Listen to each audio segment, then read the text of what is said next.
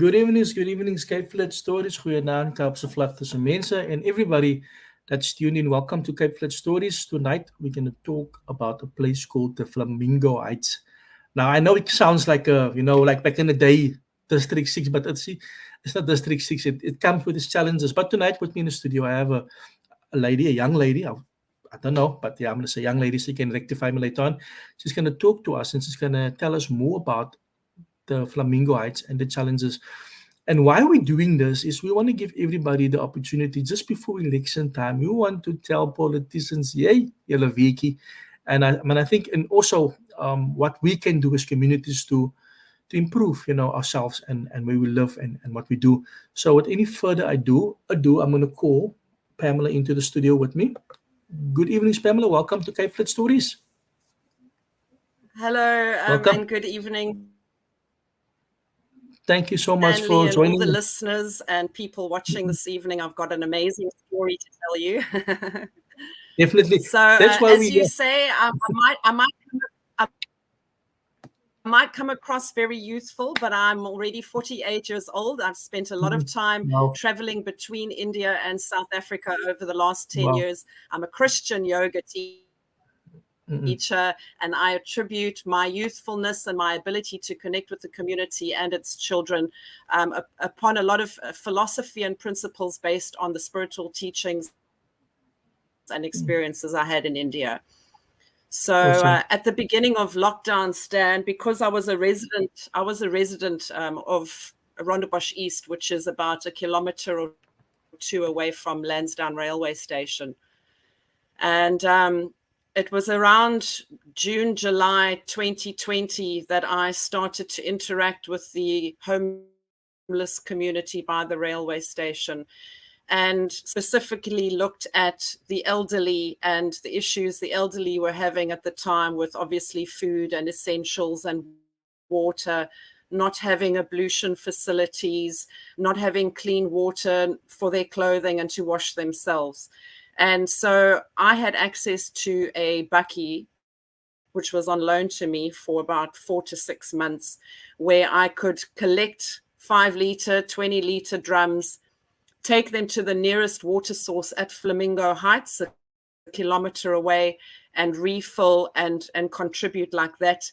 And as the months progressed and lockdown got worse and the situation started getting quite dire with a lot of these people, I stepped into action and started and fundraising and doing distributions. And over that period of time, must have donated tens of thousands of rands worth of food, essentials, shelter, materials, bedding, mattresses, whatever I could get my hands on. And I must say that I had a lot of support from donors in the Western Cape around that time. Let me continue to say, unfortunately, since things have shifted since 2022 and we don't have that much pressure because lockdown has supposed to have relieved people somewhat going back into the workforce. If we look at the jobs opportunities that have been available by the city to a community like Flamingo Heights, it has not been consistent enough to allow that community to continue to maintain that location. The city project was put into place around 2012, but I understand that some of those structures at Flamingo Heights are as old as 20 years. And it was the city's plan to rehouse a lot of homeless people around the Western Cape in this location, which is in an industrial area. It's on a very busy crescent. Children do not have access to safe places to play. And because since 15 years now, the overcrowding and the increase of people being born into each family unit, which was given a one-bedroom shack or a one-room shack, it's causing a major crisis. Not only obviously is there bed sharing between adults and children, but the continual blockage of the sewage system, the continual issue with grey water that is like especially during the winter months. A lot of children are sick. A lot of children get sores on their bodies. Some of the women complain about urinary infections. Children always got snotty noses. There's a lot of what would you call it, chest issues and bronchial issues with the older residents. People have died of tuberculosis and all kinds of other things in these shacks as well. So let me just show you, my first article was to bring awareness to the homeless not having toilets. And this is still the issue at the Lansdowne railway station. Now, at the time when I started to use my public relations skills in communication to do these reporting and assessments, our city, our government was also on lockdown. So to get easy access to our ward councillor for meetings was very difficult.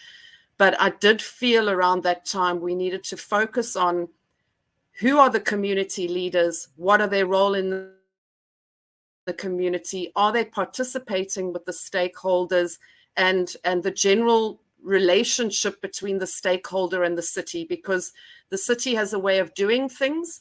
They have resources, whether it's municipal or council, and also there's a fine line between if the residents now actually own the properties, is it a halfway housing development before they get to a proper house structure, or is it a township?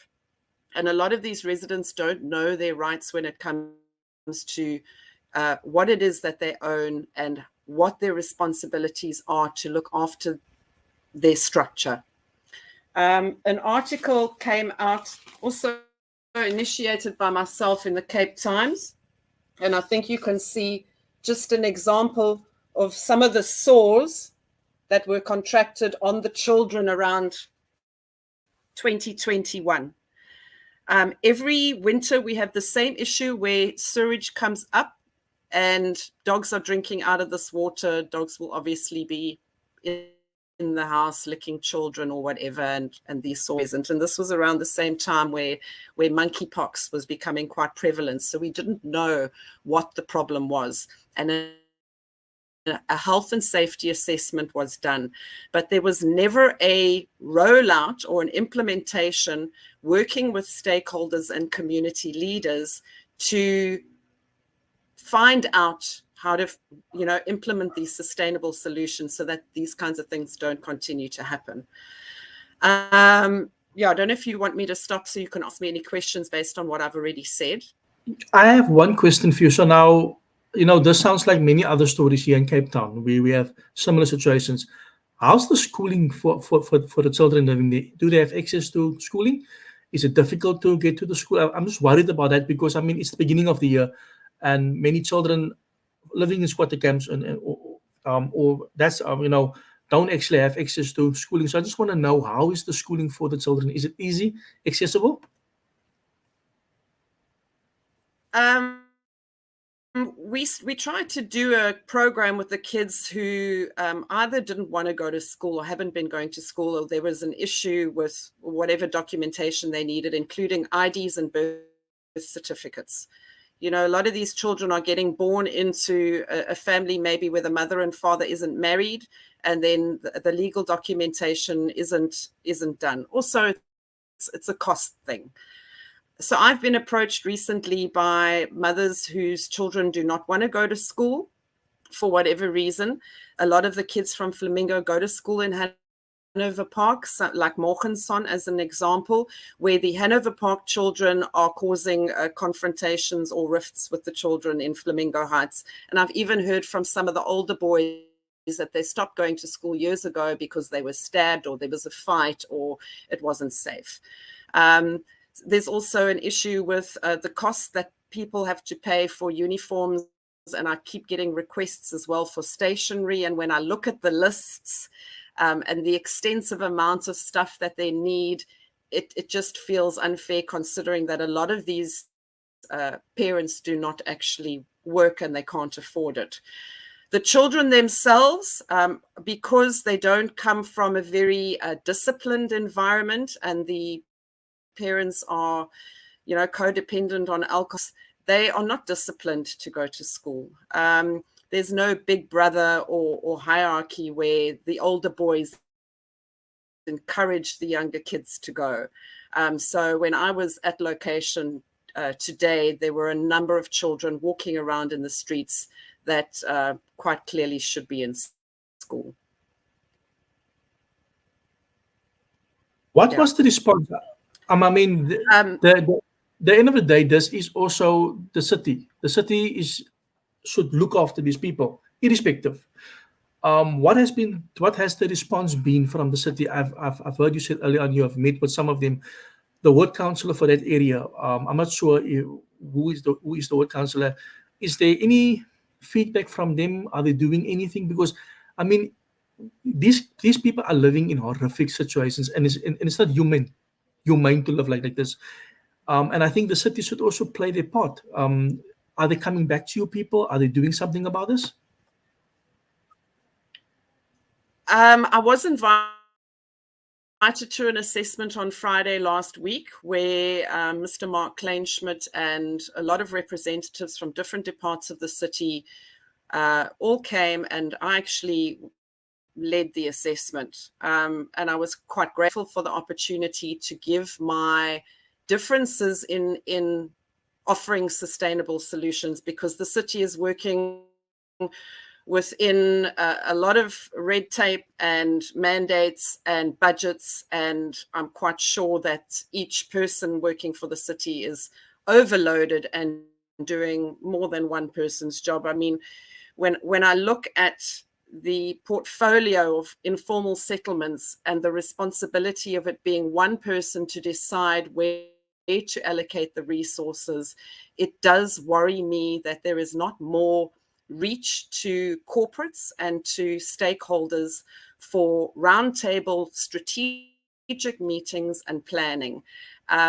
What I did find is that social development is integral to the implementation of a lot of these things, because the city is responsible for the practical physical upgrades.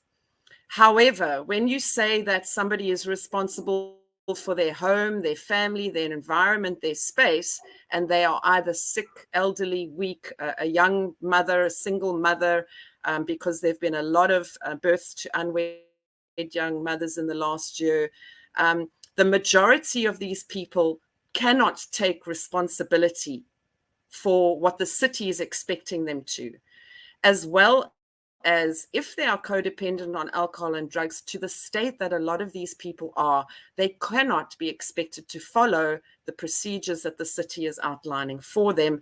You need to have social development, social welfare, doing individual assessments with all of these houses and families, interviewing as much as necessary, and then from there sitting with the city and saying, right, how are we going to expect these people to communicate and fulfill what their role is in the community, so that we're all working better together.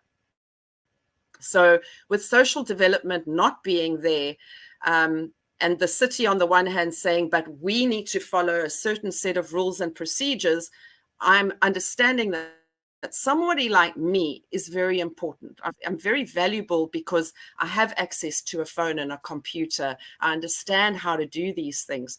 But even myself now, when I'm asked to register to offer my services to social development or any other, the registration process for me is extremely difficult as well.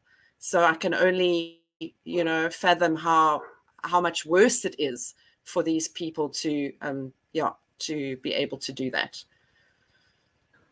And I agree with you. The registration process to get to the city is very difficult, and like you mentioned earlier, there's a lot of red tape as well, which makes it difficult from both sides to help these people. But I want to ask you quickly, in this community, we just spoke briefly about the schooling, crime. How does this affect the greater community? Obviously, let's be honest, let's be frank. A lot of people would come and hide it, gangsters would come and hide it. That is what I would assume. Crime would obviously be out of control, not out of control, but this would also contribute to the crime rate in the community, right? Absolutely. I feel in some cases that we continue to leave the door of gangsterism open for these children. And we're often saying we're fighting gangsterism, but in actuality, we are not giving the children the foundation we need, the loving foundation, the discipline of a loving family unit, mother and father that care, that can be there for their children and guide and lead their children. But then also, if we are going to say to these people, you're expected to live this way in a one-bedroom shack where there is no privacy, there is no bed for each child, there's nowhere to put your clothing. People are living in very desperate conditions. Of course, they are going to try and seek outside because there is nothing else. I mean, I'm getting requests from elderly people, maybe sometimes somebody that has been in the hospital as well, saying he's back from the hospital, he needs medication, he is not getting his grant money until the end of the month, which is such a small amount anyways. And where are we saying, right, where can we tell these people to go when organizations like U-Turn have done assessments in the area? They've made promises to help people with resources and have commercial business. In places like Access Park and Claremont, they've got a tea room, they've got a mobile wash station, they've got a library on wheels, but we're not seeing these resources in the Lansdowne area, and nobody is getting offered to come and get IDs from them even after 2 assessments were done. There seems to be no consistency here, and this brings me back to the word sustainability. And what if we look at the synonyms for the word sustainability and we flesh out everybody's responsibility using these words, we will not go wrong. But at the moment, we're not creating sustainable solutions because we're not working on the hearts and the minds of the individual man inside their community, in their environment. Now, in Flamingo Heights, the leaders are in control of the sale of alcohol and drugs. And in 2021, I established this. I created a letter of invitation, which I sent to Mark Kleinschmidt. It was approved for him to find a possible suitable venue to invite the community, some members if necessary, predominantly the leaders or the committee of Flamingo, to sit down and discuss, to elect new community leaders who weren't involved in any illegal sales, and leaders perhaps with even no records as well, leaders that will want to get involved in the interest of, the neglected and the children. But that also has not happened.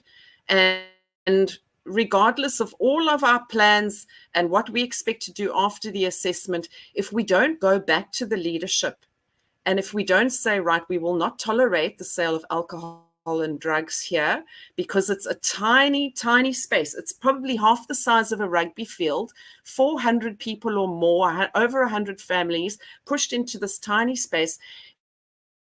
If we don't get the sale of alcohol and drugs out of this community, nothing will change.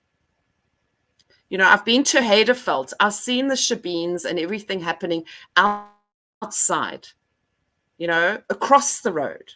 So there's no reason why it needs to happen so close to these children. People are coming from outside. There are gangsters coming from Hanover Park. There are people coming from the public to the shebeen. And the kids are exposed to a trance party environment after hours and every single weekend. There's no stability there. And people will get drunk. They'll fall all over the show, or someone will pick up something heavy, a stick, and he will, or a brick, and start throwing, and they'll start fighting, and there'll be abuse, and this is happening right in front of the children.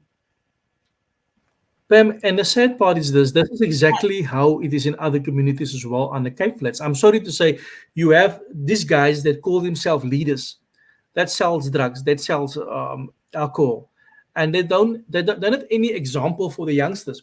We have a big problem with that. Eventually, Flamingo Heights will become like the next Delft, the next Mitchell's Plain.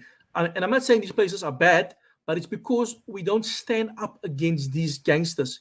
And it's only a few of them, but we allow them. And also, what happens in these areas is that these leaders later on start renting out, and I don't know if it's the same in Flamingo Heights.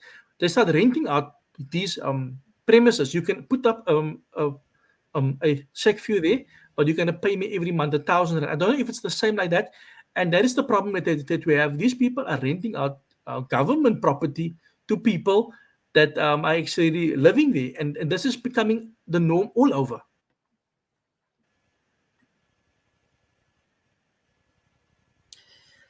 Yeah, there definitely is a hierarchy there. And on the two sides of Flamingo Heights, you have the Rastas, who are a lot more subtle in their dealings.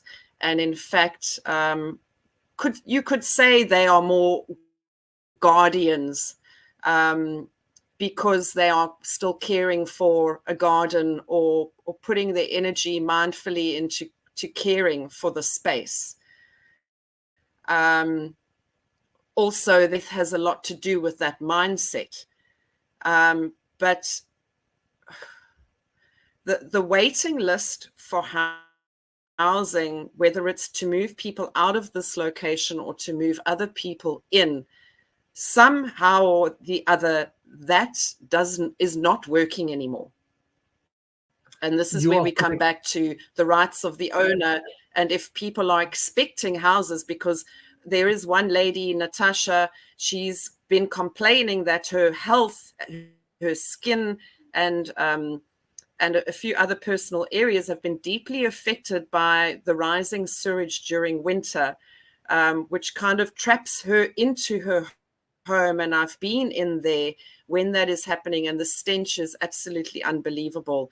And she has a lot of the community coming there to ask her for help, because she's supposed to be in one of the better shacks, and she's got a fridge, and she can keep people's things, cold and refrigerated. So she's helping the community, but she's been telling me she's been waiting for a house for the last 17 years. She's made an application.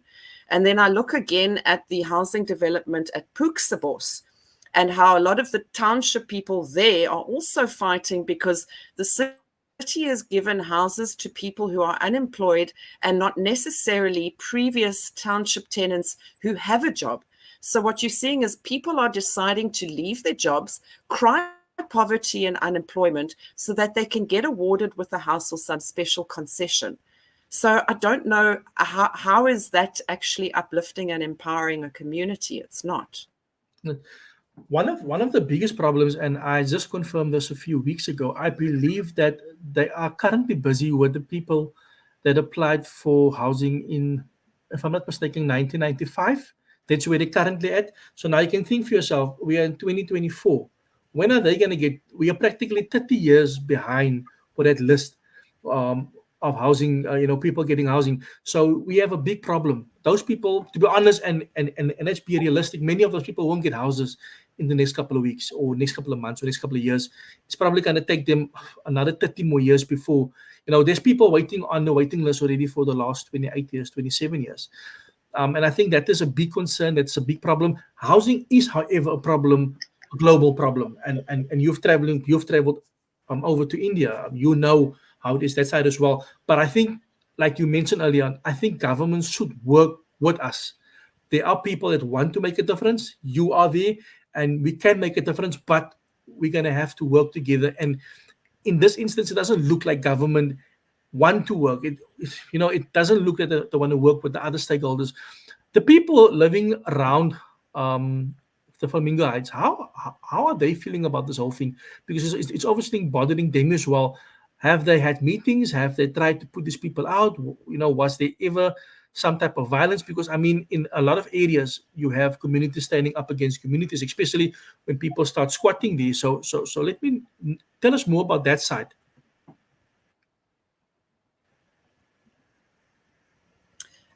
With Flamingo Heights, you talking about a community that is in a in a industrial area. So around that immediate vicinity, you've got a lot of warehouses and coach works and factories, which, you know, close when they close, and then there's nobody around, and a lot of inactivity in the area over the weekends.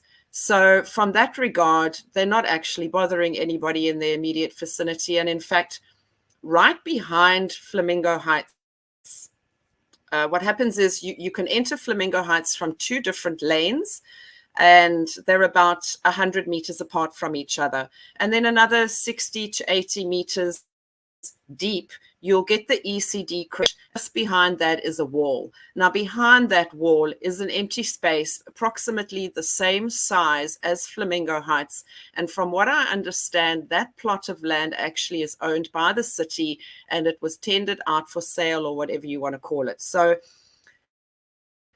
I know that there is room to move. There is an option to reset that wall back and offer the community space, whether it is to put up a state-of-the-art community hall with computers and all of that kind of thing. Yeah, you need maximum security because of the area, but there is potential to expand and relook at that infrastructure and possibly then start, you know, with the upgrades there. When you look at Lansdowne homeless community, now the Lansdowne homeless community located at the railway station, of course, that is causing issues for the residents in the area. There's a lot of flats and complexes and houses affected by that community who've been there for over 30 to 50 years, as long as what we were living in Rondebosch East. And even Uncle Billy, who was rescued from the streets and taken back to Knysna to his family, he became like a local legend, living under that Lansdowne Bridge for the last 50 years. Now, I've seen people come and go from there. I've seen some people decide they're going back to Northern Cape or Uppington. But remember, at the beginning of lockdown, those people were employed by people in the area. They all had jobs at the local factories. They were all employed as domestic workers. And then that stopped immediately, causing a major crisis. And also tell me, the people working. I just want to see. Yes, somebody saying something. Stefan Victor says, independent, making a difference day by day, create that ripple effect. You have been involved now for the last couple of Thank you. years, or yeah, with this project. How many soup kitchens, or how many do people reach out to this community on a regular basis? Because I mean, like you mentioned, you need to have stationary drives, you need to have sanitary towel drives, you need to have food drives. There's a lot of things that people don't. Some of them don't have jobs, and they are living in a very tough environment. I wouldn't call it a conducive environment, because no human can live like that. Are people reaching out to this community? Are there people, you are doing your part, but is there also other people on board trying to make a difference? I do understand that Mark Kleinschmidt and Interfaith Ministries have done projects and initiatives from time to time, and still continue to provide food and events, whether it's Christmas or other special events. So there is that side, yes. And then you have stakeholders like Instafo Teen Movement, the Love Jesus Network, myself. Okay. The Love Jesus Network paired up with the feeding scheme in Instafo, and they were doing feeding on a Thursday evening. I don't think that is happening anymore.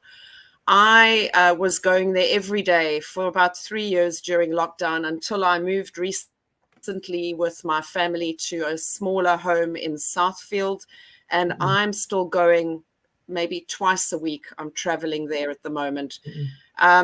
My efforts to bring awareness have gone not just across media and radio, but also my own social media. And because of my travels between India and South Africa, I've grown an international network. But I find it very difficult to know what I need to ask for these days, because for me, I feel like I've taken on so much responsibility at the moment that I want to go back to education, teaching, and social development, working on programs to get these people to take responsibility. We cannot continue to feed them. I've seen people throwing food out of cars, Stanley, at the children. It's not nice to treat them like No. that. And also not having enough. If you're going to pitch up there with 10 of something and it's not enough, rather don't, rather find a stakeholder and give to the stakeholder to add and collect and then go with enough. Because I myself have become so exhausted by just saying, no, I don't have what you need. Yes, yes. And Pam, I burned out at the end of 2021. I can believe you. I mean, it's your time, Yeah. it's your energy, it's your resources. You're putting in everything, and it almost looks like as if you're fighting a losing battle. And sometimes, what myself and the people that I work with, it's almost like you want to give up. You want to, you want to say I had enough, but then again, the inner spirit convicts you. Who's gonna help them if if you don't help them?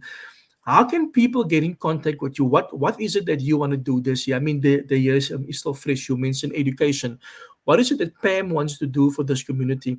Let's talk about positivity here. Where do you see yourself ahead? Primarily, yeah, absolutely, because I've fulfilled the role of guardian, and as a mother myself, I can see the kind of love, compassion, caring, and dignity that the children, animals, elderly, anybody needs and deserves in this community. I still speak daily as well to women whose husbands are in Paulsmoor, or men that have come out of prison, and they're all remorseful and they all want to do better. I'm a Christian yoga teacher. I want to remove myself from the activist role because it tends very quickly to push you into politics. And for me, resonating in a love frequency, resonating in love and walking this Christ-like path when I'm there, I'm teaching by example, and it's having a huge, maybe even just subtle, but it's having an effect on people. They're confiding in me, and I will continue to speak out on their behalf. But essentially, I need to find a space where I can teach. I need to appeal to people to get involved with skills development and teaching and things like garden projects, and corporates who have that investment to put forward.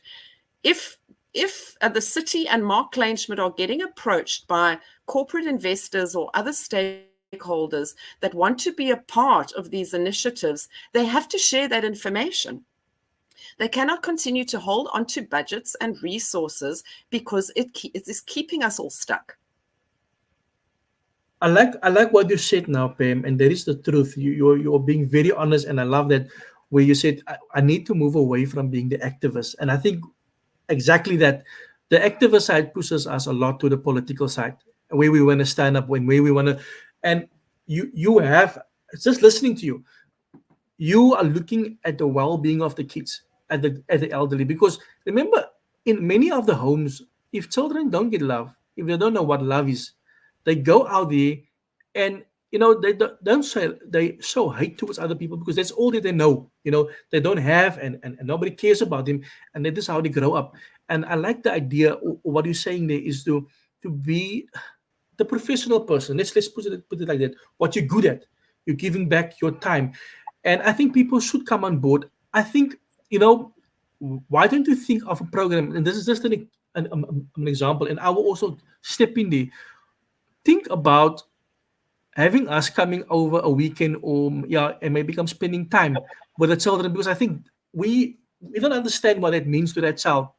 When a child hears for the first time, and I mean you have obviously witnessed this, the parents don't tell that kid we love you or "Sê om vir jou nie." There's nothing like that. And I think if you have this program going, I definitely want to get involved. I don't want to talk a lot.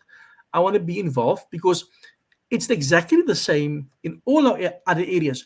But the thing is, we need to make ourselves available. We need to become part of Pam's program and see how we can help. And from there onwards, we can definitely make a change. I don't know how you feel about it, but I am all about solutions. How do we work together? How do we get this thing going? Because we can always ask people to join us. We can always ask people to go on, to come on board and sponsor us. I mean, there's amazing people on this platform the last couple of years that I know of that have silently supported and blessed other organizations. So that is the easy part. But tell us, how can we get involved in helping Pam, and what is the way forward? Stanley, we need to remember that if we are going to expect these people to change and transform, it cannot be done solely in their own environment. Okay? We are spiritual beings. We need connection to earth, Mother Nature, and the environment. And for many of these people, a dog is the last connection to a natural environment. And not even these dogs are allowed to be normal dogs. Okay? So Edith Stevens Nature Reserve got involved with me in 2020, and we were trying to do environmental programs, including healing and spiritual development in a natural environment.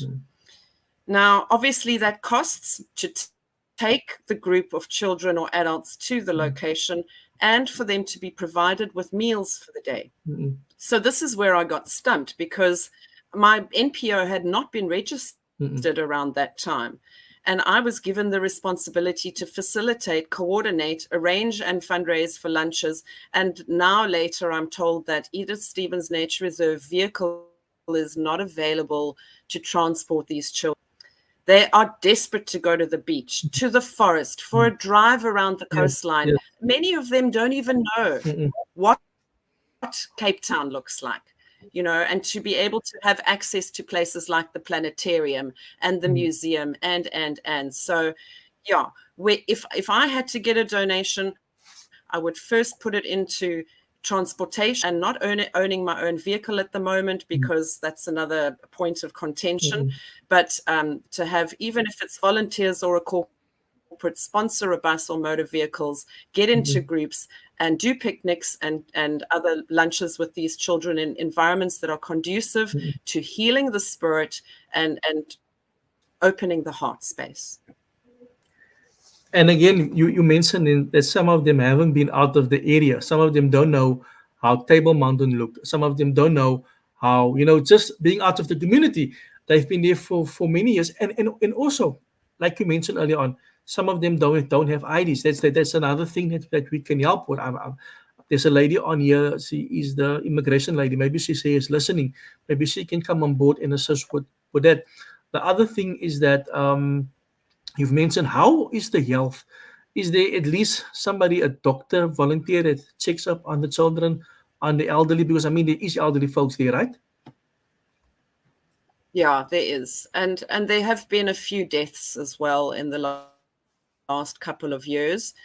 And I have to also just say that when it comes to the emergency rescue work and the work that I've done with the dogs, it's completely heartbreaking. I've had to surrender and remove many dogs. I've seen many dogs and puppies being buried in the sidewalk where the children play. And so that toxic environment is just really oozing, and when somebody dies in a shack, or what I experienced, one of the men, a father, had hung himself in the shack. The community had come around in a circle as his body was being brought out. I don't believe that those children are counseled at all when it comes to the trauma that they've experienced looking at death so easily, or looking at abuse, domestic abuse and other.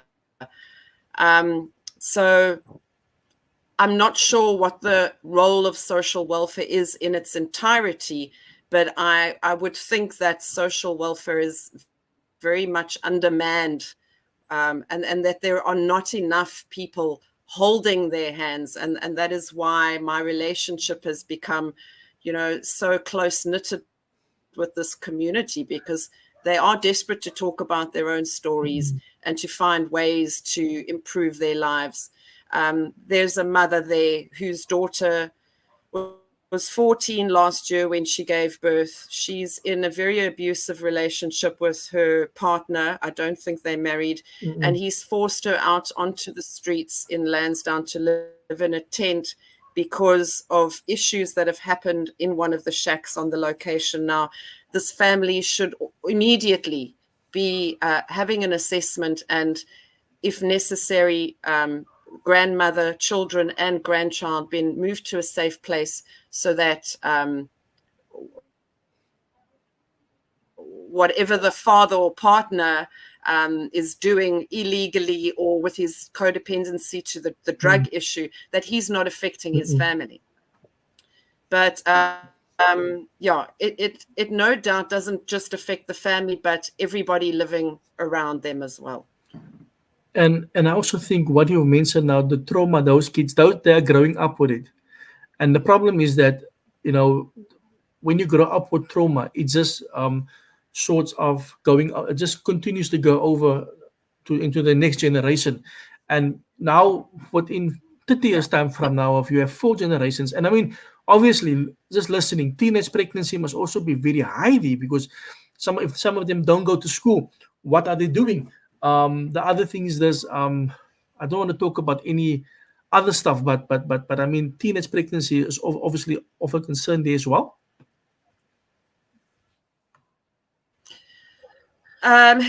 Yes, there's a number of very sensitive things that maybe I shouldn't say on air, because people in the community obviously would know who I'm talking about.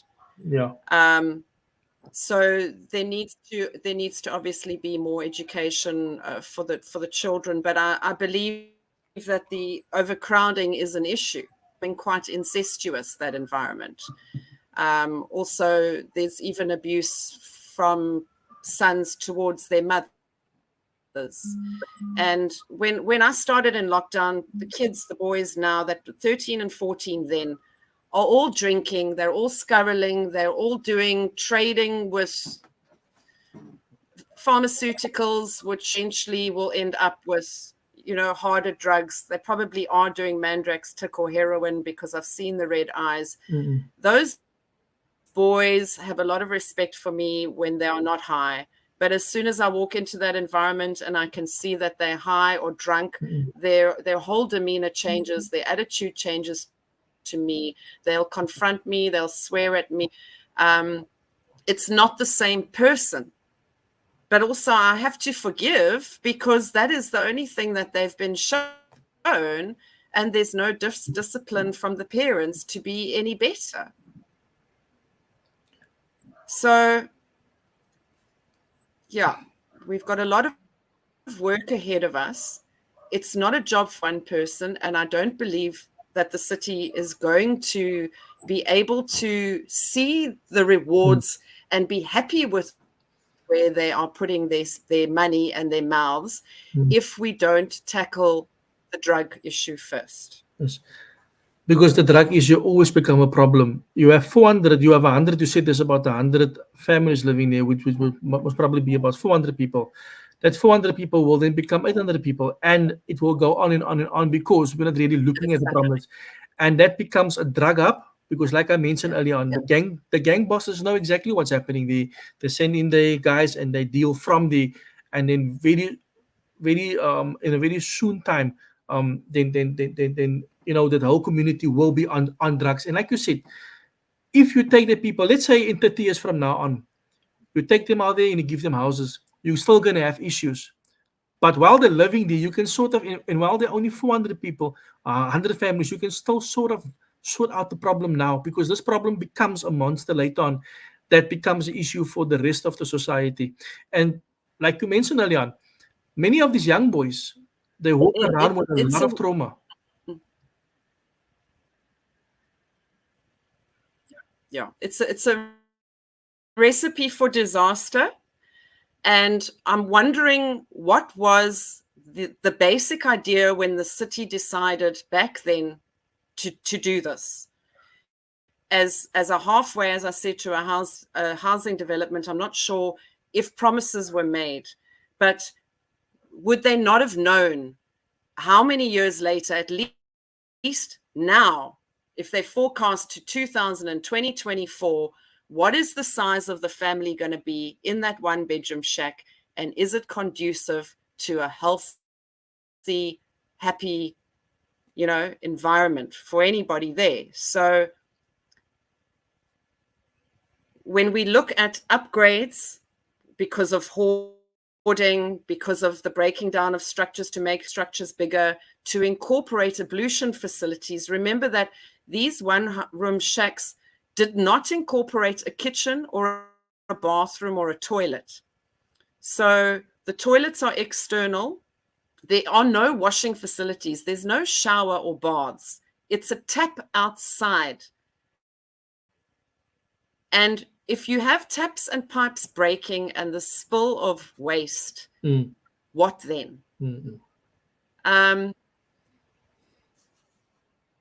So what was the city plan to budget for all of these disasters, breakages, social, environmental problems? And surely they could give us an answer now as to what they expect to happen in the next 5 years with these families. And I think we should keep them accountable, because remember what happens is every term, every election, somebody else comes up, or every 2 years, 3 years, somebody else, runs a certain department, and that person, the new person, don't worry with the old stuff. So it's just new things that they're busy with. So everything piles up. At the end of the day, we have a big problem because you have somebody new in that position, and you basically have to explain everything again. You're going to have to be on a waiting list again, and I think it's becoming frustrating for the people as well. It's also delaying the process of change, of helping these people. At the end of the day, somebody said here, SAPS and law enforcement work with the drug dealers, give criminals guns and drugs. Violence, is it like your normal Cape Flats where people shoot gun, where they stab each other? Is there any incidents that you can tell us about that is happening in this in the Heights? Obviously domestic abuse, and I've seen it right in front of my eyes, and it was bittersweet because the mother and father were fighting, child in between their feet. I grabbed the child, ran out into the road. Law enforcement were there. I explained what was going on, appealed for help, and they told me, put that child down. It's none of your business. Mother came out screaming, yanked that child by the arm off the pavement away from the police, and that was done. It wasn't so long after that we heard that the husband was killed by gunshot at Lansdowne railway station. There was another man who was shot in the throat. I just spoke to him the other day, obviously needing ongoing care and medical attention.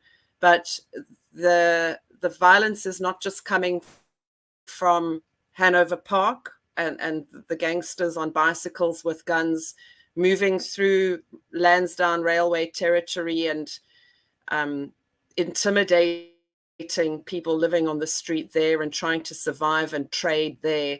But it's obviously domestic as well. I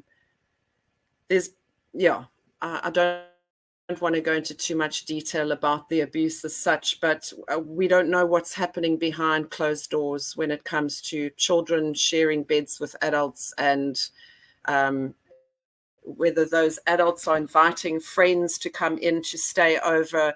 I do know that, one of the mothers was doing tik inside her tent with the newborn in the tent by the bridge.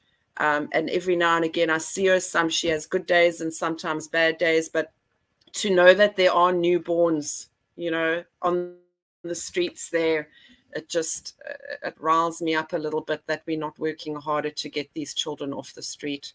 When I was living in Lansdowne, a lot of the kids were walking down to my home to come and see me, because obviously I can't spend all my time at the location. And they were unsupervised, some as young as 4. And in fact, 3 boys were abducted from Lansdowne railway station, and they were found 2 days later in Cape Town with only their underwear on. Apparently, they wanted to go to town, and the station master or the conductor said, no, you can't go without adult supervision. So a lady who was just standing said that she would take the boys, and the boys must have ended up paying for her ticket to town, and she ended up abducting them for 2 days. Now, I was the only one that had photographs of these children. And as much as the Poppy Act is there to keep our children protected, and I have so many pictures that unfortunately I cannot share with my donors and with the general public because it has children in it, it's extremely important to do the census and assessments on these children, to take photographs of the years because their looks keep changing, and to add them to potential, missing persons directory, just in case, because the missing children's is quite prevalent now. I mean, we have to be really cautious that if our children are walking around the streets unsupervised with an intention to scurril or not caring about their own circumstances, it's just, opening the doors to someone getting kidnapped. Pam, and the saddest part is that these families don't have photos. In many areas, if the children disappear, or even if the parents disappear, there isn't a photo. How you can say, okay, this is how the person looks, and that is something as simple as that. Where I have a cell phone, I can take photos of me and my kids, but those people, it's like almost they don't also care. It's like there's no family structure. We are just here and using drugs to escape the reality. And that's exactly what's happening in many areas of the Cape Flats. So, you're telling me a story that I know. You're telling me a story that I can already see if nobody steps in. You out of the goodness of your heart are helping these people. But we need more PAMs, we need more people, we need more hands in order to help these people, because eventually more people will live in that section. There will be, from 400 people, you will have 2,000 people, 3,000 people, and then you will have a lost generation or a lost 2 generations. So I think people need to realize how important it is to come on board with you, because we're only going to fight the fight if we stand together. We can say, we can give whatever advice here on Facebook, we can give whatever advice on the radio, but I think at the end of the day, it's up to us taking hands and saying, let's stop this cycle. Let's stop this from happening and expanding, because many of those people are broken. They are broken people. And I mean, you're doing yoga. You can obviously sense that these are people that are broken, that don't know nothing about themselves. I mean, if you ask them, some of those children, if you ask some of the people there, where are you from? They won't be able to tell you, because this has been their life. They've seen it from their parents. Maybe some of them come out of good homes, where they're escaping the reality at home. So you have a big project on your hands. And how can we get hold of you? How do we contact you? Because I'm thinking, how can I give my time to you during the month of February? I want to do good the month of February. How can I get in contact with you? Because we need to do something, Pam. And I'm willing to bring my resources and my time and spend it with you. Thank you so much. So online, I'm across Instagram, Facebook, and Facebook, I have my own personal page where I'm quite transparent and authentically documenting my experiences over the years, as well as my Indie Pam nonprofit Facebook. And you can type my name in, Pamela Tosh or Indie Pam and Flamingo Heights. It'll also give you a whole lot of context from news and media as to what I've done and reported on over the years. My website is indiepam.org as well. It's new, so I'm fleshing out important things that I'd like to showcase about myself as well, because I've been unemployed during this time, it's been extremely difficult for me to balance, looking after myself and my own income, and then what I'm giving to the community as well. Not only have I been involved in a move from our large family home to a smaller family home, but at the end of 22, I ended up having to sell my car. So I'm also trying to find ways to earn as a 48-year-old single mother, white woman in our new South Africa, which, there's a lot of blocks and challenges and struggle for me just as much as anybody else. I'm trying to be very resourceful from what little I have, and put all my faith in my calling.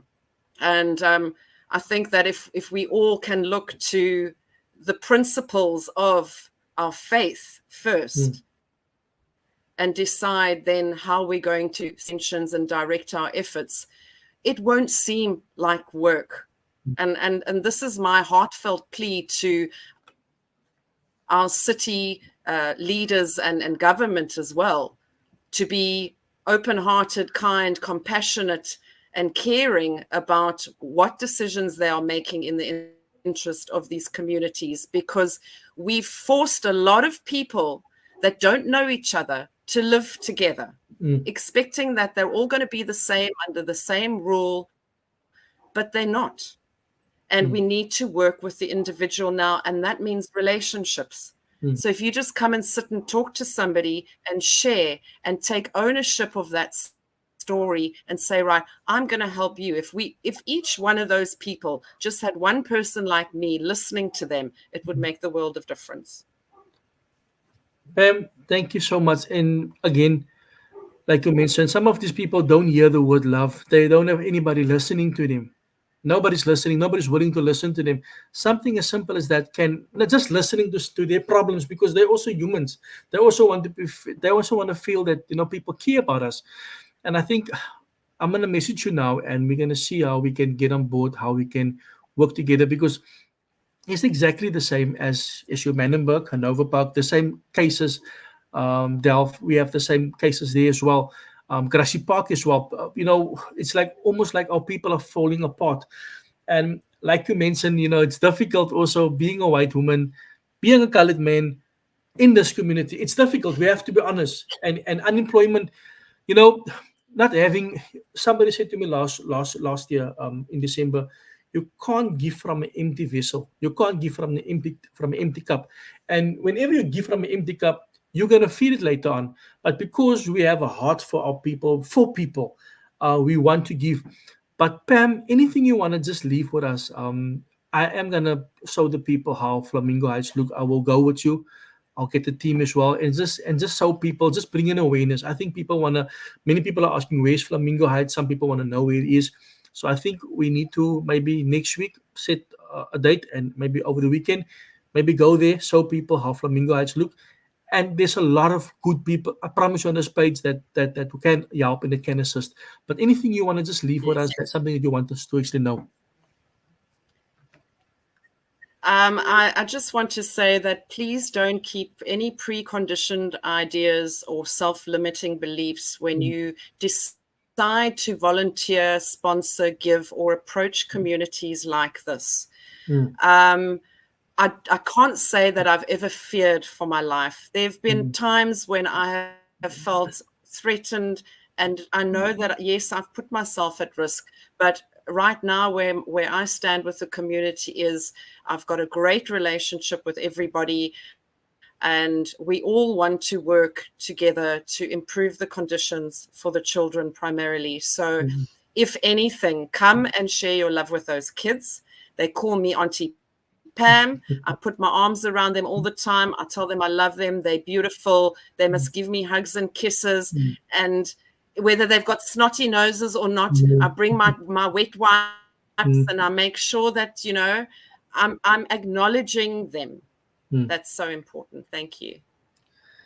Pam, thank you so much. I'll be in contact with you, and hopefully we will have this discussion maybe again in a month or two, but just to keep people update. And thank you for what you're doing. May the Almighty bless you. May the be a new car waiting for you. May doors open for you. May this year be blessed, Pam. Thank you so much for what you're doing. Thank you very much, Stan. God bless you, and to everybody out there, thank you so much. Thank you, Pam. We'll keep in touch, eh? Okay, Bye. bye-bye. Ladies and gentlemen, that was Pam Toss from Indie Pam. She's doing amazing work. You can follow her on Facebook. You can follow her on, on the socials as well. Very much involved in the Flamingo Heights, a community just like any other community on the Cape Flats. I said to you guys early on, we need to stop complaining and we need to stop helping. There's people out there that's doing amazing work. There's a lot. There's a few PAMs, but we need to take their hands and we need to support them. It becomes very draining. It becomes very lonely at times. And when you see people, they talk a lot and they do nothing, and it actually puts you off.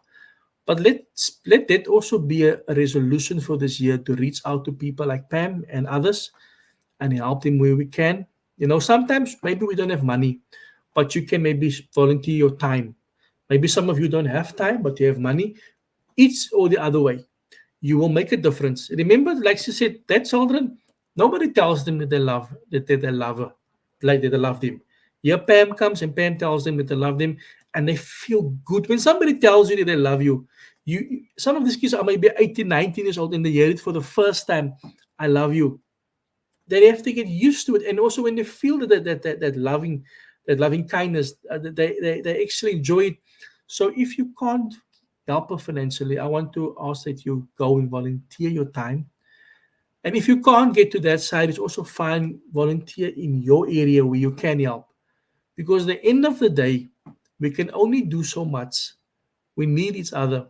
And the moment we start working together, the moment we start seeing the bigger picture, that is when things are going to change.